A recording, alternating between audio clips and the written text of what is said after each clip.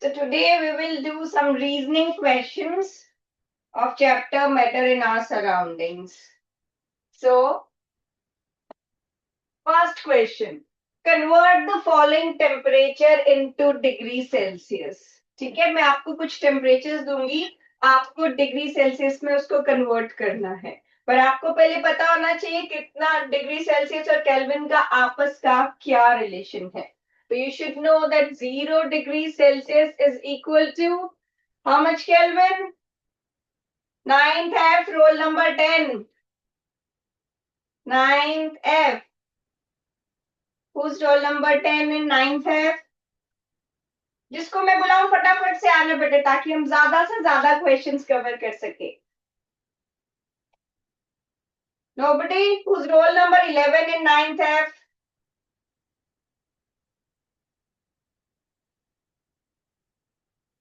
Roll number 12. Roll number 13. कोई नहीं है? Ninth F.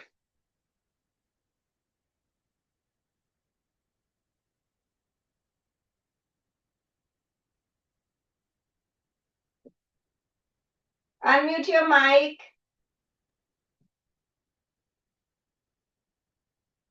Who's coming? Who's telling me what is 0 degrees Celsius and this is how much Kelvin?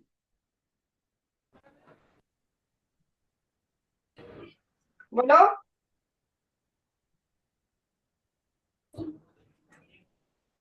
0 degrees Celsius is equal to?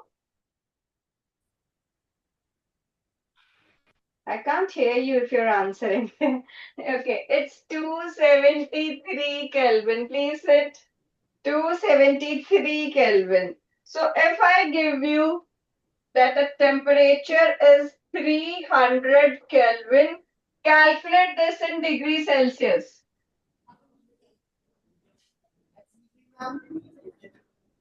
How much degree Celsius will it be? आप इसके लिए करोगे temperature in degree Celsius is equal to 300 minus temperature कितना 273 Kelvin. ठीक है, this is 273 Kelvin. So temperature in degree Celsius will come out to be 27 degrees. ठीक है, 300 Kelvin में दिया है, 300 Kelvin में से 273 को सब्ट्रैक्ट करोगे और आपके पास डिग्री सेल्सियस में टेम्परेचर आ जाएगा. ठीक है, नेक्स्ट पार्ट करो, या आप करो. Temperature given is 573 Kelvin. Temperature in Kelvin is given, which is 573 Kelvin. You have to calculate how much degree Celsius is it.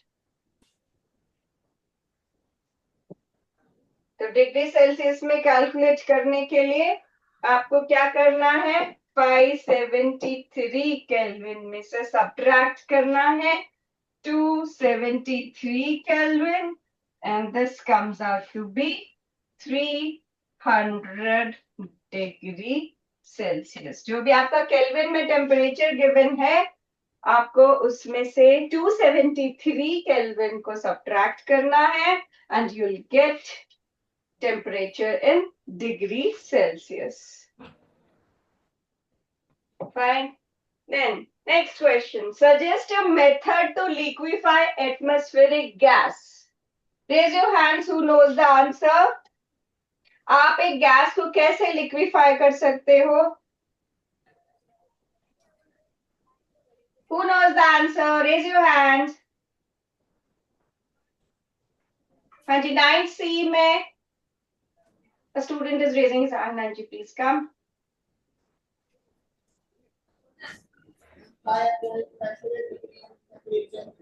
Yes, by applying pressure, pressure बढ़ा के और by decreasing temperature, temperature को कम करके, right? क्या होता है इससे? आपने solid liquid gas के molecules की arrangement पढ़ी होगी कि सॉलिड में they are very closely packed and liquid में they are bit far off and gas में तो they are very far of.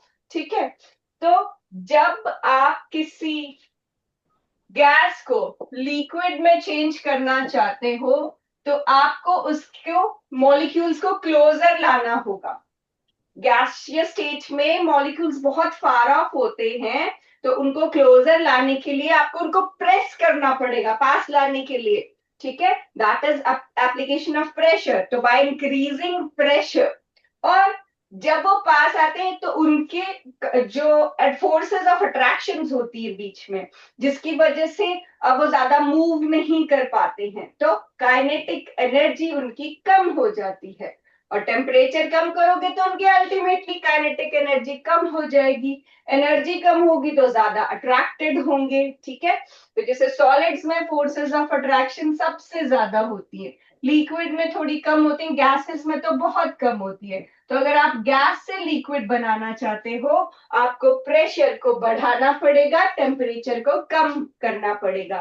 Pressure बढ़ाओगे तो मॉलिक्यूल्स विल कम क्लोजर और वो लिक्विफाई हो जाएंगे। टेम्परेचर कम करोगे तो काइनेटिक एनर्जी कम होगी और वो वहां पर उनकी काइनेटिक एनर्जी कम होने की वजह से वो मॉलिक्यूल्स पास पास आ जाएंगे। ठीक है, next question, what type of clothes should we wear in summers?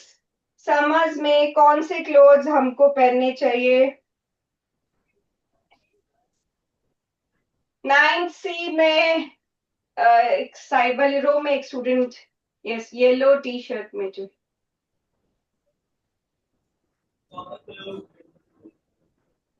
और इलेबोरेट करोगे आंसर को?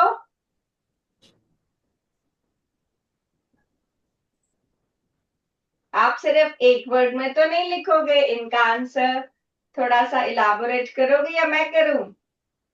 अच्छा, कॉटन के पहनोगे तो क्यों पहनोगे ये बता सकते हो? हाँ जी,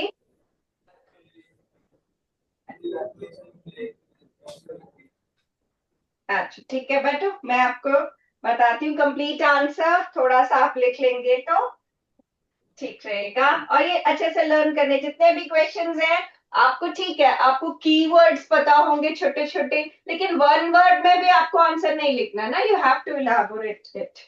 सो we should wear, we should wear cotton and light colored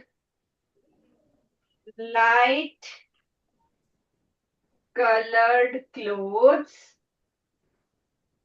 in summer. Cotton is a good absorber of water. इसीलिए हम इसको पहनते हैं, क्योंकि गर्मियों में जब पसीना पड़ेगा तो कॉटन का क्लोथ उसको अब्सॉर्ब कर लेगा। ठीक है, अब्सॉर्ब करेगा और जब फिर वो इवेपोरेट करेगा तो फिर it causes effect of cooling. ठीक है, अब्सॉर्ब्स वाटर, या लेट्स से अब्सॉर्ब स्वेट, आप इसमें स्वेट भी लिख सकते हो, गुड अब्सॉर्बर ऑफ स्वेट, स्वेटिंग होती है समर में। ठीक है, and this causes cooling effect. This causes cooling effect by evaporation. By evaporation.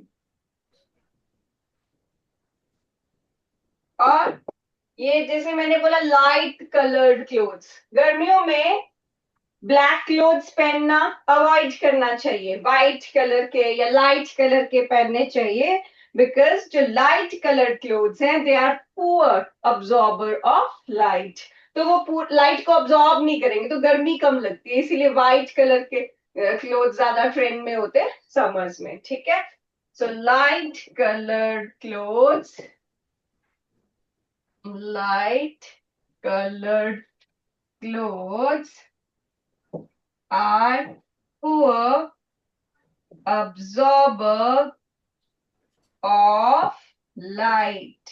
ठीक है, ये वाली लाइट अलग, वो वाली लाइट अलग। लाइट कलर क्लोथ्स मींस जो व्हाइट कलर के क्लोथ्स होंगे और वो अब लाइट को कम अब्सॉर्ब करेंगे। ठीक है, लेकिन अगर ब्लैक क्लोथ्स पहनोगे तो वो लाइट को ज्यादा अब्सॉर्ब करते हैं और उससे ज्यादा गर्मी लगती है। ठीक है, तो कॉटन के क्लोथ्स, ताकि वो अच्छे से स्वेट को, मॉइस्चर को अब्सॉर्ब कर सके और इवेपोरेशन पे कूलिंग का इफेक्ट हमें मिले। और दूसरी बात, लाइट कलर क्लोथ्स, ताकि वो जो सनलाइट है उसको कम अब्सॉर्ब करे। ठीक है, चलो नेक्स्ट क्वेश्चन करते हैं। This is why ice at 273 Kelvin more effective in cooling than water at the same temperature. Yes, who would like to answer?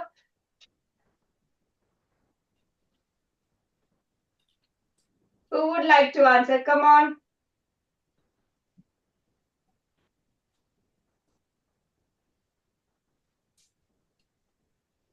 तो फिर मुझे कॉल करना पड़ेगा। 9th A, roll number 7।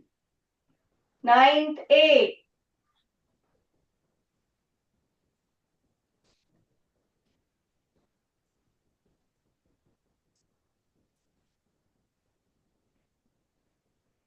9th A।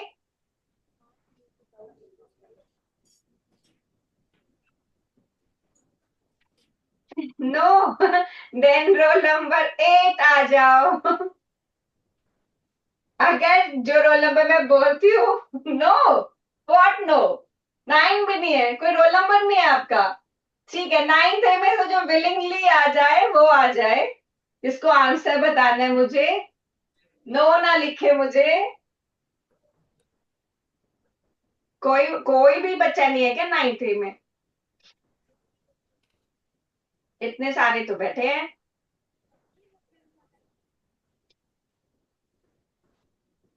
जो front row में first bench पे बैठा है, आओ बेटे, tell me. Front row first bench, come forward, give me the answer. जितना भी आता है, नहीं आता है तो बोलो नहीं आता है, पर नो नो मत बोलना अभी। Come forward, unmute your mic and tell me. आता है तब भी, नहीं आता है तब भी। गेट अप बेटा।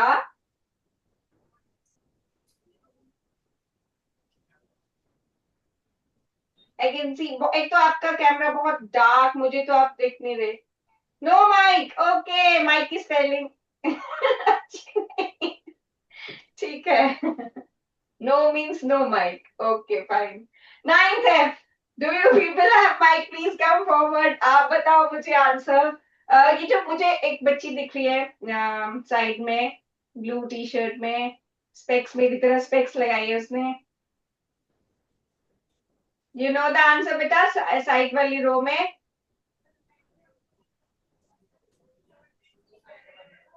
कितने स्टूडेंट स्पेक्स पहने हैं ब्लू टी शर्ट में? हाँ जी, कम। यू नो द आंसर बच्चा?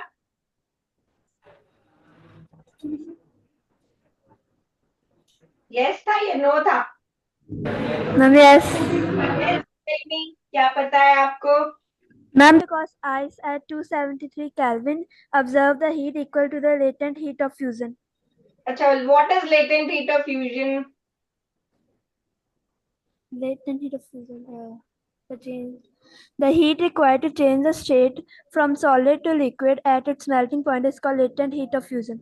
Very good. तो आइस क्या करता है, आप मुझे इसको समझा सकते हैं कि क्या होता है? रटा तो नहीं है ना आंसर की, बस मेरे को पता है डेफिनेशन क्या है। Do you understand the question what they have asked? Ice का ज्यादा कूलिंग इफेक्ट फिर क्यों हुआ? Tell me. आपने जो डेफिनेशन बोली लेटेंट हीट ऑफ फ्यूजन की, उसको रिलेट करो आइस के कूलिंग इफेक्ट से। ऐसे बताओ that ice eight 273 kelvin is more effective in cooling because, क्यों ज्यादा वो ठंडा लगती है 273 केल्विन पे? ऐसा क्या होता है कि हमें वो ज्यादा ठंडी अपेयर होती है? आपने आइस को कभी अपने हाथ पे रखा है तो रखी नहीं जाती है ना, क्यों नहीं रख पाते हो आप उसको? Tell me whatever comes to your mind. It's okay. You've given the answer. That's fine. It's correct. Absolutely correct. I'm just asking you. Do you understand क्या होता है? Say yes or no. It's okay, बेटा. You've given the answer. बोलो. अच्छा बैठो फिर.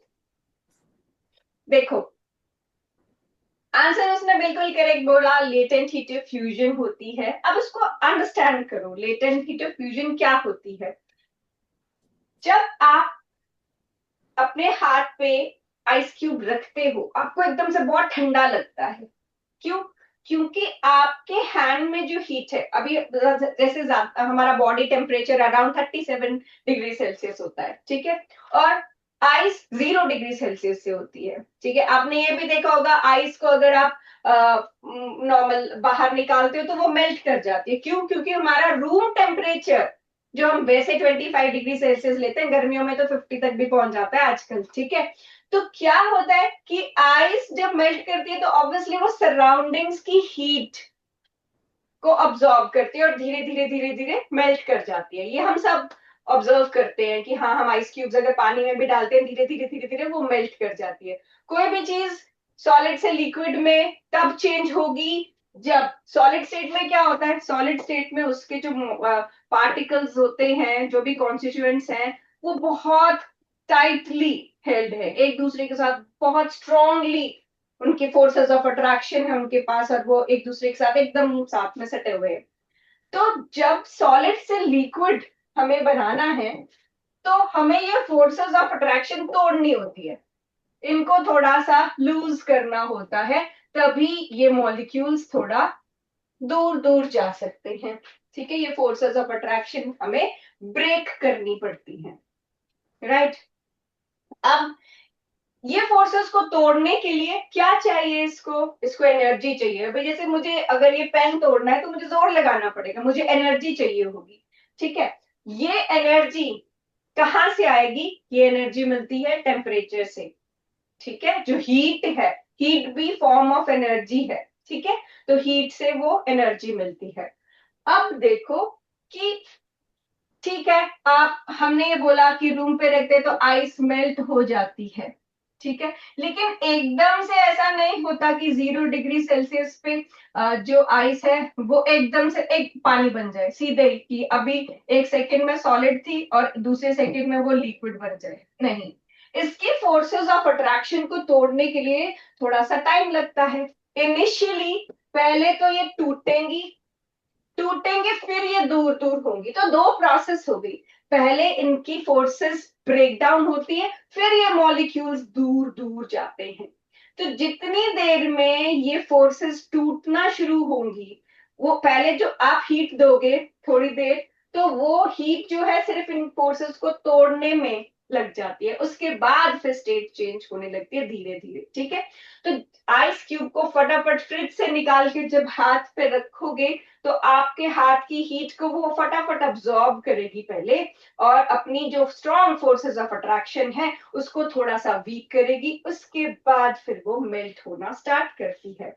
तो वो जो इनिशियल हीट है, जो आपको लगा यार हीट तो ले गया, मेरे हाथ एकदम ठंडा हो गया, आइस तो मेल्ट होती नहीं है एकदम से, सिर्फ ठंडा हमें एकदम से लगता है, ठीक है, आइस मेल्ट नहीं हो पाती है, उसको लेटेंट हीट बोलते हैं. कि आपको पता ही नहीं चलेगा ये हीट गई कहाँ, आइस तो पानी बन नहीं पाया, ठीक है, आइस तो अभी भी सॉलिड फॉर्म में है. तो इनिशियली जो हीट लगती है वो इन फोर्सेस को ब्रेक डाउन करने में लगती है, उसके बाद you are able to see the change in the state, ठीक है. तो लेटेंट हीट वो है जो आपको पता नहीं लगने देती कि वो कहाँ गई, लेकिन वो स्टेट को चेंज करने में हेल्प कर रही होती है. जो बॉन्ड्स बने हुए हैं, जो फोर्सेस ऑफ अट्रैक्शन उसमें है, उसको लूजन करने में हेल्प करती है, ताकि फिर स्टेट जो है वो चेंज हो सके, ठीक है. तो आप लिख सकते हो that cooling takes place when heat is removed from the system, ठीक है. cooling takes place when heat is removed from the system.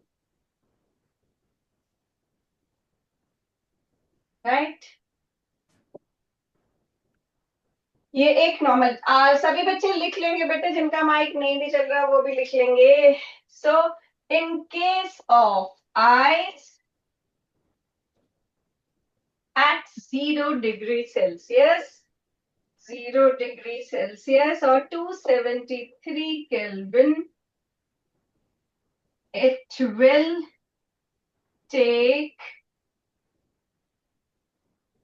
latent heat from the medium क्या है यहाँ पर, जैसे मैंने आपको बोला कि हैंड पे आइस क्यूब रखिए, तो मीडियम हमारा हैंड हो गया. To convert itself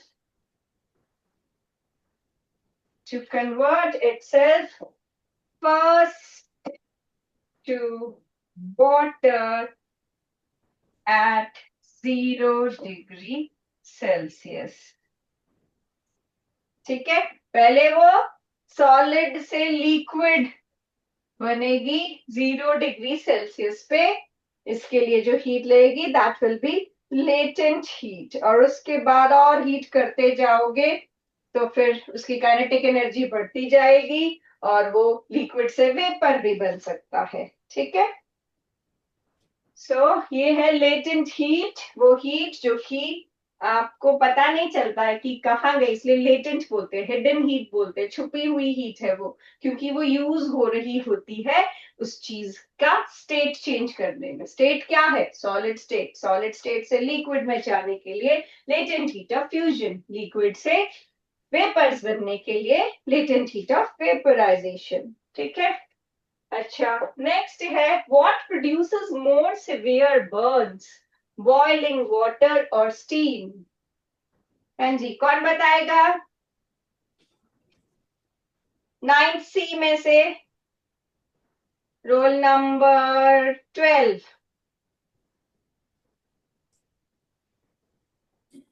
Who's roll number 12? 9th C.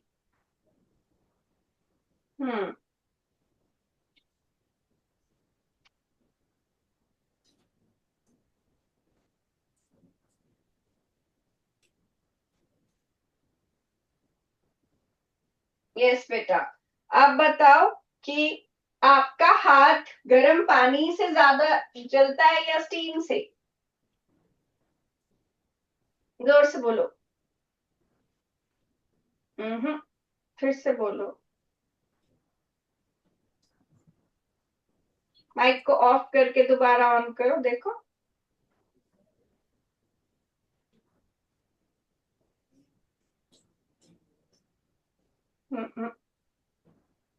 I hope the answer is steam. मैं बताती हूँ, बैठो बेटे, नहीं नहीं आ रही आवाज आपकी. Okay, so answer is steam. अब स्टीम आंसर क्यों है कि चाहे सेम टेम्परेचर पे चीज हो, लेकिन जैसे हमने क्या कि सॉलिड के मॉलिक्यूल्स जो है वो क्लोजली पैक्ड होते हैं, लिक्विड में वो थोड़े दूर होते हैं, गैस में वो बहुत दूर होते हैं. तो जब दूर दूर है तो वो ज्यादा मूव भी कर सकते हैं, ज्यादा मूव कर सकते हैं तो उनकी ज्यादा काइनेटिक एनर्जी होती है. तो काइनेटिक एनर्जी की बात करें तो लिक्विड और गैस में से काइनेटिक एनर्जी गैसियस स्टेट की ज्यादा होगी. गैसियस स्टेट में क्या होगा? गैसियस स्टेट में होगी steam. Boiling water liquid state हो गया. ठीक है, बॉइलिंग वाटर लिक्विड स्टेट हो गया और स्टीम जो है वो गैसियस स्टेट में होगी. गैस के मॉलिक्यूल्स ज्यादा मूव कर सकते हैं, तो गैस की काइनेटिक एनर्जी ज्यादा होगी, इसीलिए उसका ज्यादा इफेक्ट होगा, इसीलिए वो ज्यादा सिवियर बर्न्स कॉज करेंगे. ठीक है, so you can write steam produces more severe burns. Steam has highest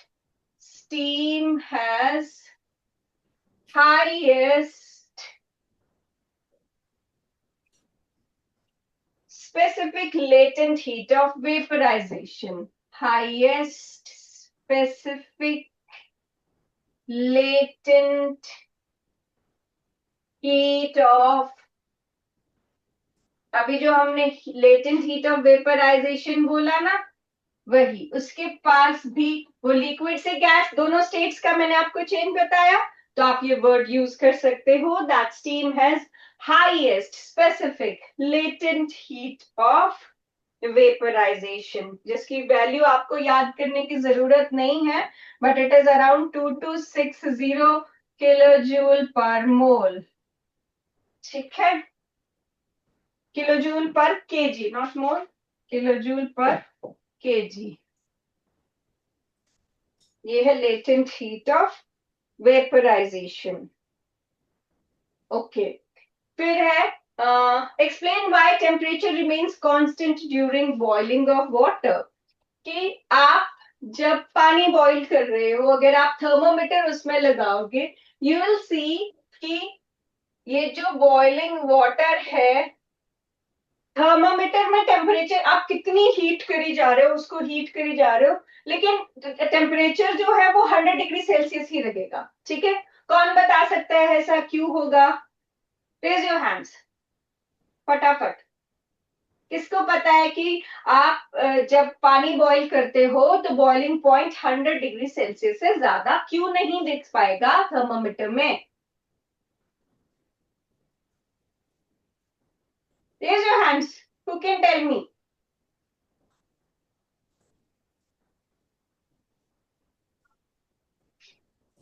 कोई भी नहीं. हाँ जी, यस बेटा, I hope your mic is working. अभी मुझे सुनाई नहीं दिया था लास्ट स्टूडेंट का.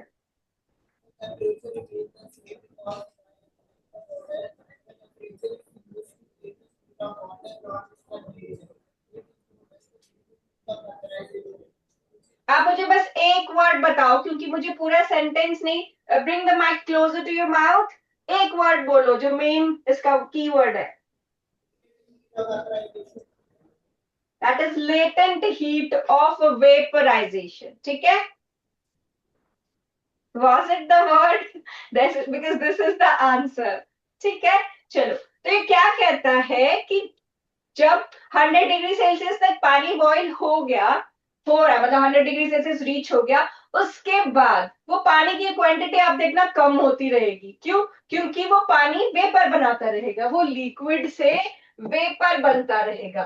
तो सारी की सारी हीट जो आप उसको दे रहे हो, वो इस लिक्विड से वेपर बनने में चली जाएगी, इसीलिए आपको टेम्परेचर में राइज नहीं दिखता. तो ये क्या है? लिक्विड से वेपर बनना, स्टेट चेंज हो रही है. ठीक है, तो यही है वो लेटेंट हीट जो स्टेट चेंज करने में यूज हो जाती है. जैसे आइस की स्टेट चेंज करने में, उसके बॉन्ड्स को तोड़ने में इनिशियली हीट लग गई थी और हमें नहीं पता लगा था कि वो कहाँ गई, वैसे ही यहाँ पर, मतलब वो आइस और वाटर दोनों 0 डिग्री सेल्सियस पे होंगे, वैसे यहाँ पर ये वाटर और वेपर्स ये 100 डिग्री सेल्सियस पे बन रहे हैं. ठीक है, so you can write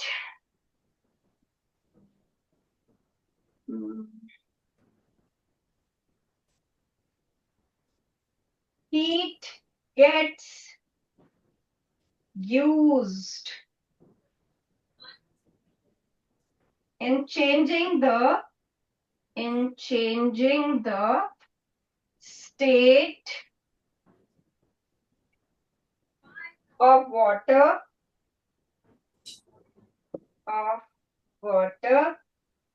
and overcoming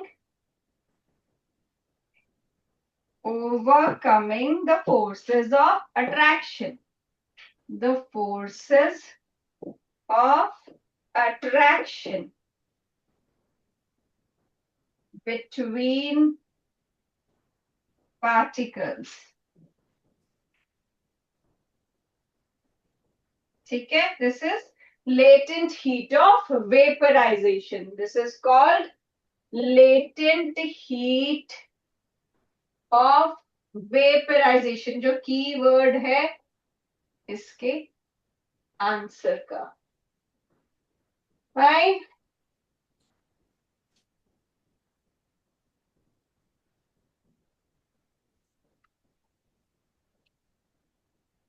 लिख लो answer.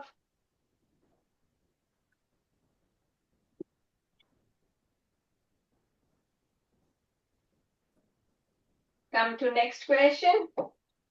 Name the property of gases that helps aquatic plants and animals survive in water.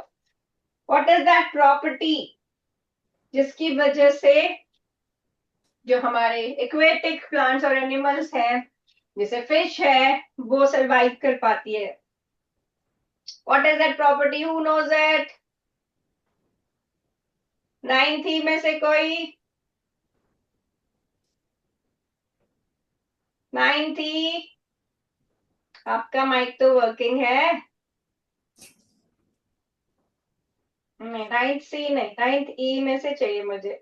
Who's roll number 8 in 9th E?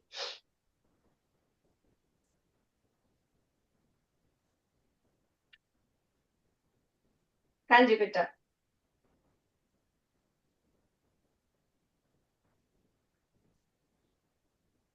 Do you know the answer? Unmute. हाँ बोलो. Bring mic closer to your mouth, then speak. Your question is, name the property of gases that helps aquatic plants and animals to survive in water. कौन सी property है gases की जिसकी वजह से aquatic animals जो है वो सांस ले पाते हैं, पानी में जी पाते हैं? Tell me. हाँ जी बोलो बोलो, आ रही है थोड़ी थोड़ी आवाज. Tell me. Ma'am, oxygen dissolves in water. Yes, That helps the aquatic plants and animals survive in water. Very true. Property का नाम पूछा तो आपका आंसर एकदम करेक्ट है.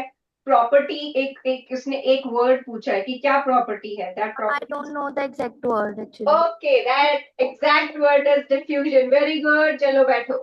आंसर आपका बिल्कुल करेक्ट था, बट देखो उन्होंने किस तरह से पूछा है. ये सारे क्वेश्चंस जो है इस तरह से आपको पूछे जाएंगे. थोड़ा सा लैंग्वेज ऑल्टर करते तो ऐसा लगता है कोई नया क्वेश्चन है. ठीक है, उसका आंसर बिल्कुल सही था. बस एक वर्ड, डिफ्यूजन होती है गैसेस की, डिफ्यूज करती है गैस. ठीक है. Okay, next question is when solid melts its temperature remains the same, give reason. ये अभी हमने कर लिया, तो आप बता सकते हो. कौन बताएगा?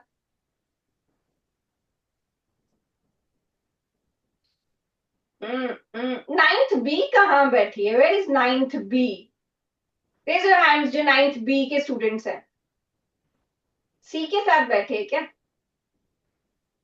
अच्छा, नहीं, जिन्होंने आंसर कर दिया वो नहीं. 9th F, 9th F roll number 15.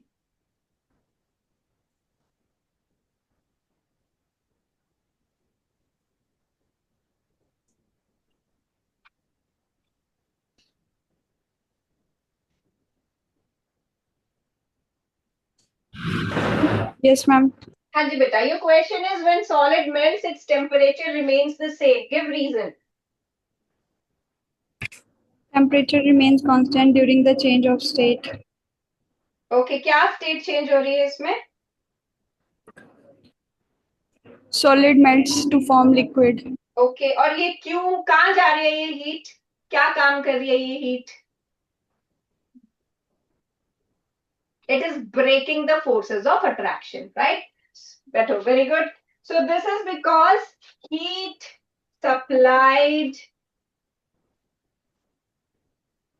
to the matter is utilized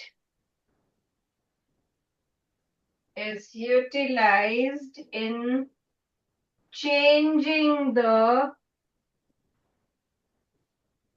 state of matter by overcoming the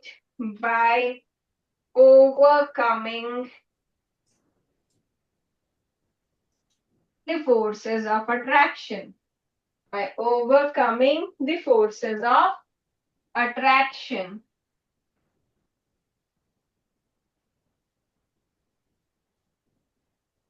Right? Chalo ji. Next question. Out of nylon and cotton, which will be more comfortable during summer and why? ये कर चुके हैं हम, बस देखो another form आ गया question का, language change कर दी, थोड़ी सी एक चीज और ऐड कर दी.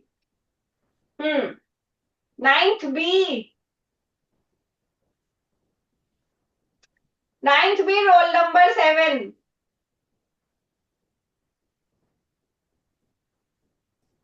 9th B, रोल नंबर 7 कहाँ है? जल्दी आओ, हमने और क्वेश्चंस भी करने हैं अभी. नहीं है? Role number 8, roll number 9, 9th B.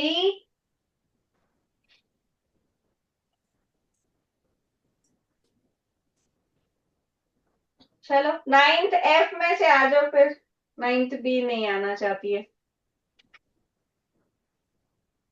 9th F, roll number 20. कौन है? आ जाओ बेटा.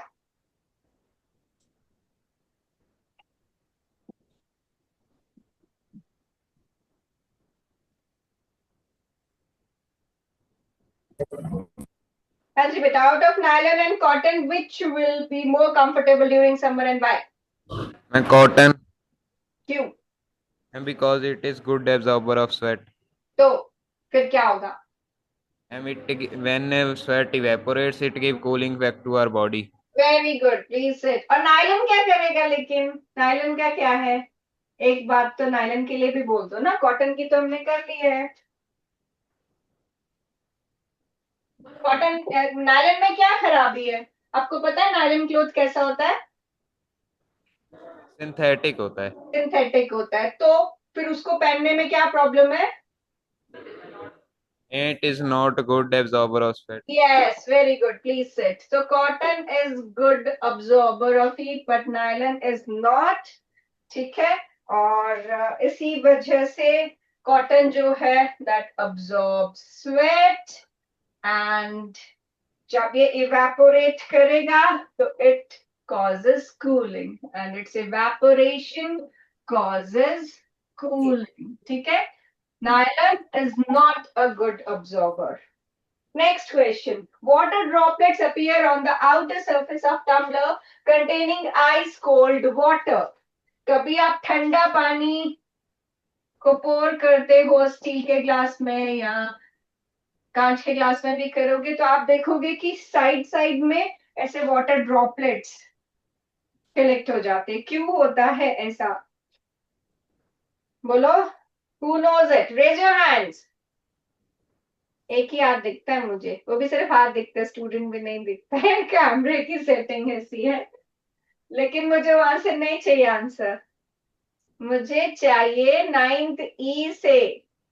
9th A तो आज खुश है, माइक नॉट वर्किंग. ठीक है, पर मेरे को याद रहेगा 9th A. नेक्स्ट टाइम तुम्हारा माइक चेंज करवाएंगे. हाँ जी, 9th E.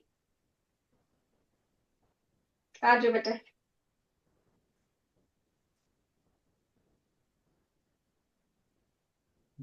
It is due to condensation effect. Very good. बैठो, इतना इजी था, इतना डरते क्यों हो फिर आंसर करने से?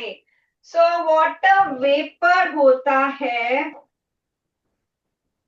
एयर में, और जब वो इस ठंडे टम्बलर के कांटेक्ट में आता है वो कंडेंस हो जाते हैं. So water vapour present in air on coming in contact with cold surface.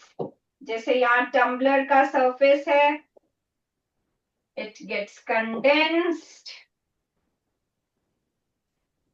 and get converted into water droplets. ठीक है. कंडेंसेशन इफेक्ट की वजह से वो जो सरफेस पे ठंडा है, ग्लास का सरफेस ठंडा है और एयर में वाटर वेपर है, तो उस ग्लास के पास वाले जो वेपर है उस ठंड की वजह से कूल डाउन हो जाएंगे. ठीक है. ये है आपका 10th आंसर. फिर next, on hot sunny day people sprinkle water on the roof. छत पे पानी डालते हैं जब hot sunny day होता है. क्यों होता है ऐसा?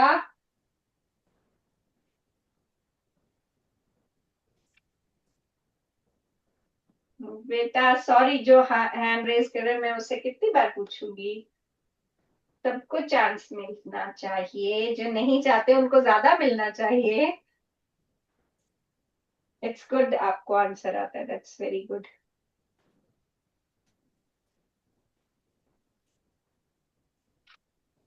हाँ जी, कभी किसी के घर में गर्मी होती है तो कभी कोई नहीं स्प्रिंकल करता छत पे पानी. अभी करना, लिखो, मैं ही बताती हूँ इसका आंसर. क्योंकि जब बस पानी उस पर डालोगे गर्म होगी छत, इवेपोरेट होगा, evaporation leads to cooling. Easy है, सेम ही कॉन्सेप्ट. मैंने कहा एक अलग चीज लेके आएंगे पर आंसर्स में वही घूम फिर के वही चीजें आएंगी जो आपने पढ़ी हैं. बस एक कोई भी नई चीज उठा के ले आएंगे. तो आप लिख सकते हो the sprinkled water evaporates by taking. थोड़ा सा अपने आंसर को क्वालिटी आंसर बनाने के लिए ये आप ज्यादातर ये answers latent heat of fusion और लेटेंट हीट ऑफ वेपराइजेशन वाले हैं. तो वो वर्ड कोशिश करना कि अच्छा क्या हो रहा है, सोचना कि लिक्विड से वेपर तो नहीं बन रहा या सॉलिड से लिक्विड तो नहीं बन रहा. उसके अकॉर्डिंग आप आंसर को थोड़ा सा क्वालिटी आंसर बना सकते हो. ठीक है, taking large latent heat of vaporization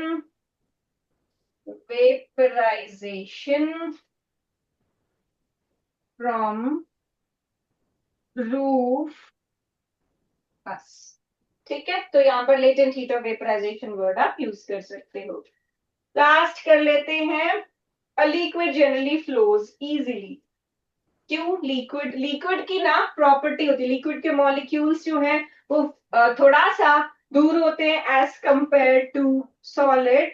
तो जो उसके मॉलिक्यूल्स हैं they are able to glide over one another.